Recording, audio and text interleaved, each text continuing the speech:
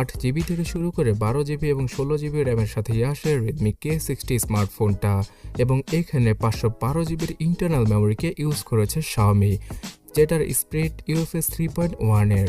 আর RAM হিসাবে LPDDR5X এর র্যামকেও use করেছে তারা, যেটা কিনা এই যাবৎকালের সবচেয়ে ফাস্টেস্ট র্যাম।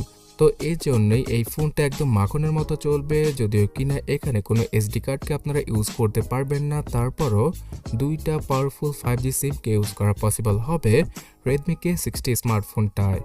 এবং ডিসপ্লের কথা কি বলবো, OLED প্যানেলের 120Hz এর 2K রেজলিউশনের ডিসপ্লেকে ইউজ করেছে Xiaomi এবার তাদের Redmi K60 স্মার্টফোনে, যেখানে কিনা Dolby Vision আর HDR10+ এর সাপোর্টের পাশাপাশি সর্বোচ্চ 1400 নিটসের পিক ব্রাইটনেস পাওয়া যাবে। সো রোদের আলোতেও ঝলমলভাবে দেখা যাবে এই স্মার্টফোনটার ডিসপ্লেকে। 6.67 ইঞ্চির এই ডিসপ্লেতে 526 ppi ডেন্সিটি থাকায় একদম স্মুথ মনে হবে এই ডিসপ্লেটা।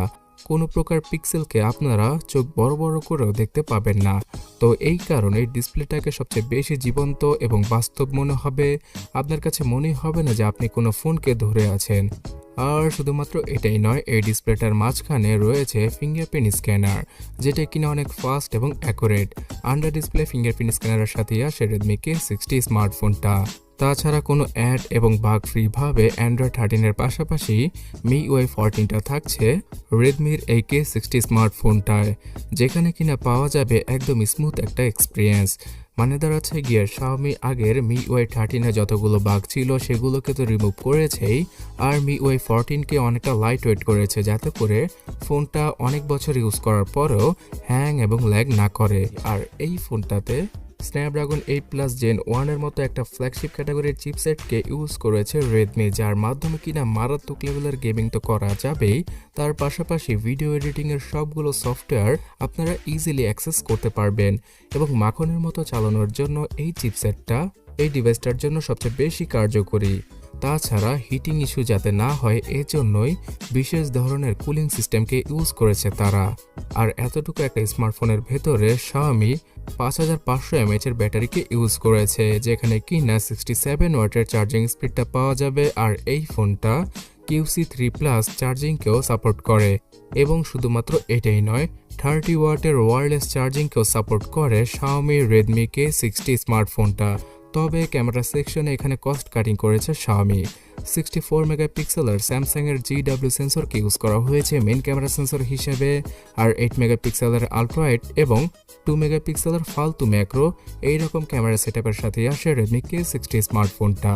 তবে মেইন ক্যামেরাতে OIS এর সাপোর্টটা দিয়েছে Xiaomi, যার কারণে কিনা যাদের হাত কিছুটা নাড়াচাড়া বেশি করে তারা ইজিলি এই ফোনটা দ্বারা ফটোগ্রাফি করতে পারবেন এবং ভিডিওগ্রাফির ক্ষেত্রেও স্মুথ স্টেবল শটগুলো ইজিলি ক্যাপচার করা পসিবল হবে Redmi K60 স্মার্টফোনটা দ্বারা।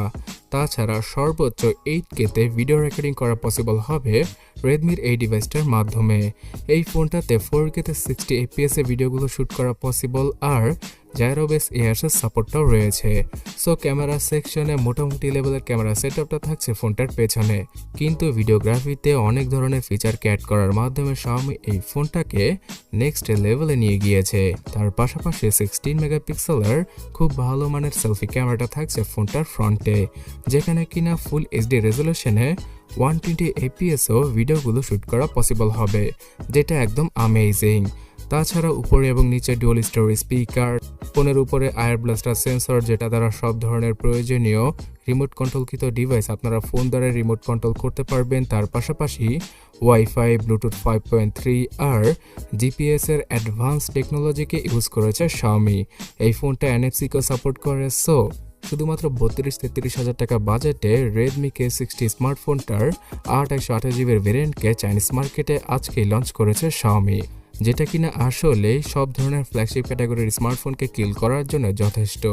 বিকজ উক্ত বাজেটে Xiaomi যেই সকল জিনিস অফার করছে সেটা কিন্তু অনেক ফ্ল্যাগশিপ লেভেলের 70-80 হাজার টাকার স্মার্টফোনেও আমরা দেখতে পাই না, যদি ক্যামেরাটাকে বাদ দেই।